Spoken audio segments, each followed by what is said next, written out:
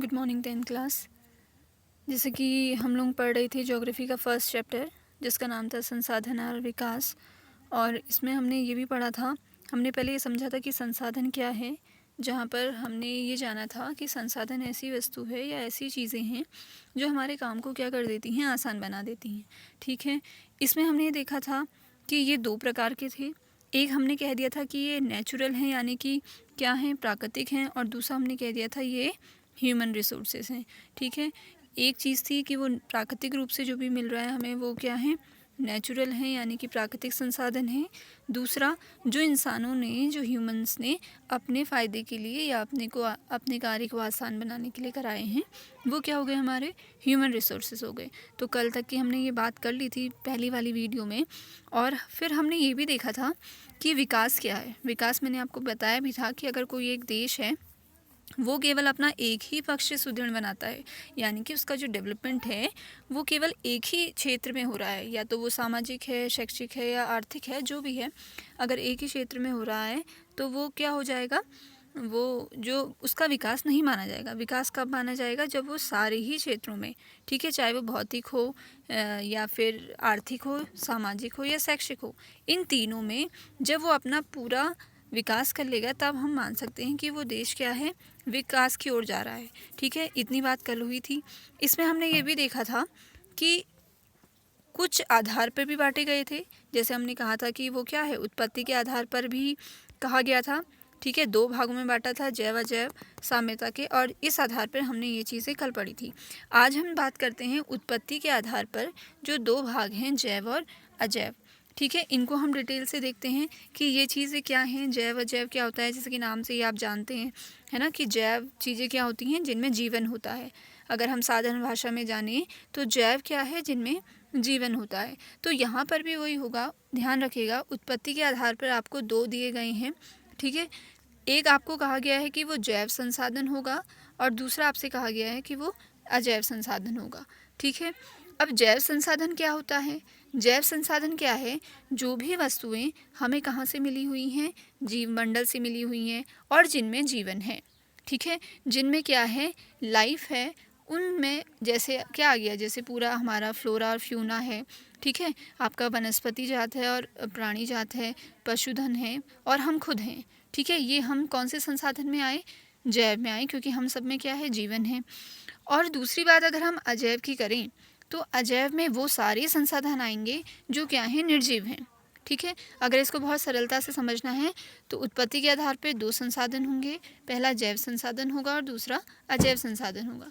जैव संसाधन में मान लीजिए कि वो सारी चीज़ें जिसमें जीवन है, ठीक है, और वो सारी चीज़ें जिनमें जीवन नहीं है, या इट मीन्स कि वो non biotic, non living things हैं, तो वो साधन क्या कहलाएंगे, जैव संसाधन कहलाएंगे, सॉरी अजैव संसाधन कहलाएंगे। जैव संसाधन का आप एग्जाम्पल हमने देखा कि जिसमें जीवन होगा तो प्लांट्स हैं, आपके एनिमल्स हैं, हम ह्यूमन बींग्स खुद हैं। ठीक है, और अजैव में देखेंगे जितने भी चट्टानें हैं, धातुएं हैं, ये सारी चीज़ें किस में आ जाएंगी, आपकी अजैव संसाधन में आ जाएंगी। क्लियर है? ठीक है, अजैव और जैव ये दोनों चीज़ें आपको देखनी है। ठीक है, अब देखिए जैव अजैव देख लिया। इसके बाद दूसरा आपका प्रकार आता है साम्यता के आधार पे, फॉर्मेशन के आधार पे। फिर से दो प्रकार के हो जाते हैं। ठीक है, एक नवीनीकरण है और एक अनवीनीकरण है। नाम से ही पता चलता है कि नवीनीकरण यानी कि जिनका निर्माण दोबारा से कराया जा सकता है। ठीक है, जैसे कि आप क्या जानते हैं, रिसाइकलिंग जानते हैं ना, कि एक बार यूज़ किया फिर दोबारा यूज़ किया, है ना। तो ऐसे संसाधन जिनको क्या कर सकते हैं, हम दोबारा से उनका प्रयोग कर सकते हैं, दोबारा उनको ला सकते हैं, जैसे कि सौर ऊर्जा है, ठीक है, पवन ऊर्जा है, ऐसी चीज़ें जो हम दोबारा बना सकते हैं। तो ऐसे संसाधन किस में आएंगे, आपके नवीनीकरण संसाधन में आएंगे। ठीक है, दूसरा आता है आपका अनवीनीकरण संसाधन।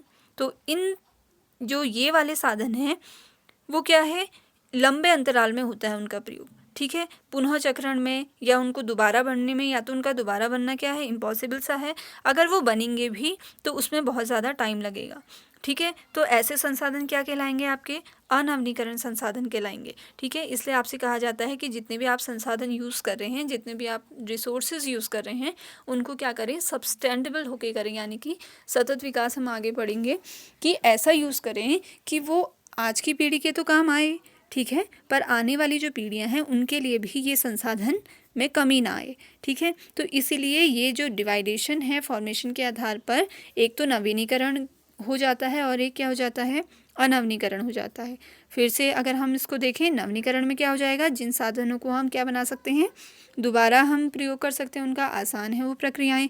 ठीक है, और अनवनीकरण में जिनका या तो पुनःचक्रण में क्या होगा? बहुत साथ ज़्यादा टाइम लगेगा, या फिर उनका जो पुनःचक्रण है वो क्या होगा? कठिन होगा। ठीक है, तो इस आधार पर हमने आज क्या क्या पढ़ा? पहले तो हमने उपयोग के आधार पर पढ़ा कि जैव और अजैव हो जाएंगे। ठीक है, हमने क्या पढ़ा? ये उत्पत्ति के आधार पर पढ़ा, जैव उत्पत्ति हो सकती है, अजैव संसाधन हो सकते हैं। दूसरा चीज़ हमने साम्यता के आधार पर दो चीज़ डिस्कस करी कि एक नवीनीकरण योग्य हो जाएगा और एक अनवनीकरण योग्य हो जाएगा। ठीक है, अब तीसरा हम देखते हैं स्वामित्व के आधार पे, यानी कि अधिकार के आधार पर। ठीक है, किस किस के हो सकते हैं साधन, कैसे कैसे हो सकते हैं? देखो, इसमें दो चीज़ें आ जाती हैं। एक तो व्यक्तिगत संसाधन आ जाता है। ठीक है, जैसे मान लो किसी किसान है, उसके पास कोई भूमि है और आने वाले टाइम पे क्या होगा? कुछ रिसोर्सेस वहाँ पर हैं, जैसे तालाब उसके पास है, कोई पुल उसकी ज़मीन पर है, तो वो जो संसाधन होगा वो उसका व्यक्तिगत संसाधन होगा। ठीक है, या तो कोई प्राइवेट कंपनी है, उसकी कोई ज़मीन में संसाधन है, तो वो उस पर्टिकुलर कंपनी का या उस पर्टिकुलर व्यक्ति का वो संसाधन हो जाएगा। ठीक है, व्यक्तिगत संसाधन पर्सनल रिसोर्सेस होते हैं। और कुछ क्या होते हैं दूसरे, हम देखें तो दूसरे क्या होंगे? सामुदायिक स्वामित्व वाले, यानी कि कुछ लोग मिलकर या कुछ गांव मिलकर अपने जो भी उस गांव के अंदर रिसोर्सेस होंगे वो क्या हो जाएंगे?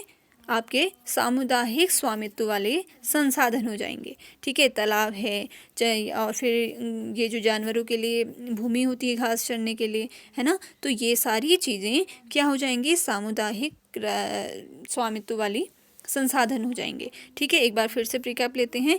हमने फिर क्या पढ़ा था? संसाधन पढ़ा था, संसाधन के वर्गीकरण के बारे में कल पढ़ा था।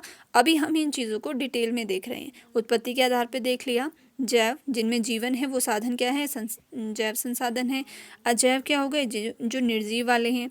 ठीक है, साम्यता के आधार पे देख लिया, नवीनीकरण जो नए रूप से आ सकते हैं, और अनवनीकरण यानी कि जिनको दोबारा लाने में थोड़ा सा टफ प्रोसेस हो सकती है। स्वामित्व के आधार पे देखा कि व्यक्तिगत संसाधन हो सकते हैं किसी एक व्यक्ति के या एक कंपनी के। सामुदायिक में देख सकते हैं कि ग्रुप में भी वो संसाधन हो सकते हैं।